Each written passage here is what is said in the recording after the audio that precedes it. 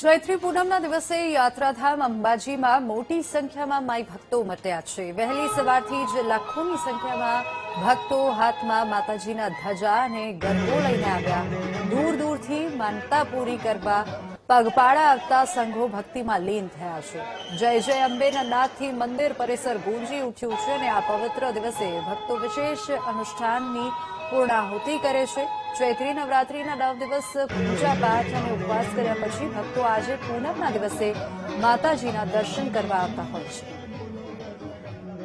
15 વર્ષ અમને લોકોને પૂનમ ભરીને થઈ ચૂક્યા છે। ચૈત્રી નવરાત્રીમાં અમે નડિયાદથી 60 વૃદ્ધ લોકોને અહીંયા આગળ દર્શન કરવા માટે લઈને આવ્યા હતા અને માતાજીની ધજા ચડાવીને એમના ભરપૂર આશીર્વાદ લીધેલા અને ઘણા બધા લોકોને હું પ્રેરિત કરું છું કે દર મહિને પૂનમ ભરવાથી આપણને ઘણા બધા લાભ પણ થાય છે, સાથે સાથે આપણી મનોકામના માતાજી હૃદયથી પૂર્ણ કરે છે। અહીંયા સવારથી મોટી સંખ્યામાં ભક્તોની ભીડ જામી છે।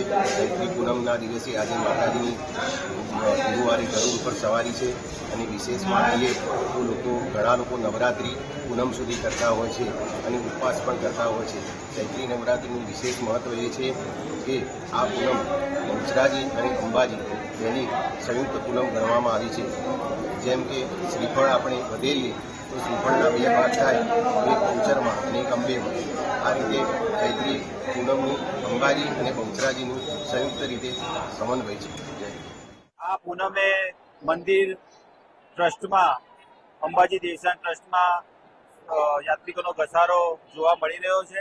લાખોની સંખ્યામાં આ પૂનમે માઈ ભક્તો અંબાજી મંદિરમાં આવે છે। તેઓ પોતાની ગરબી અને પોતાની માનતા પૂરી કરવા માટે સંઘો પણ આવે છે।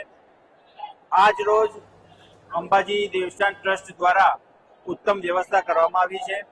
યાત્રિકોને સુગમતા રહે, દર્શનમાં સરળતા રહે એ માટે મંદિર ટ્રસ્ટ તથા પોલીસ પ્રશાસન સાથે અન્ય સ્વયંસેવકોની ટીમ પણ તૈયાર કરીને સૌ માઈ ભક્તોને ખૂબ જ આનંદથી અને સરળતાથી મા જગદંબાના દર્શન થાય એવી વ્યવસ્થા મંદિર ટ્રસ્ટ દ્વારા કરવામાં આવી છે।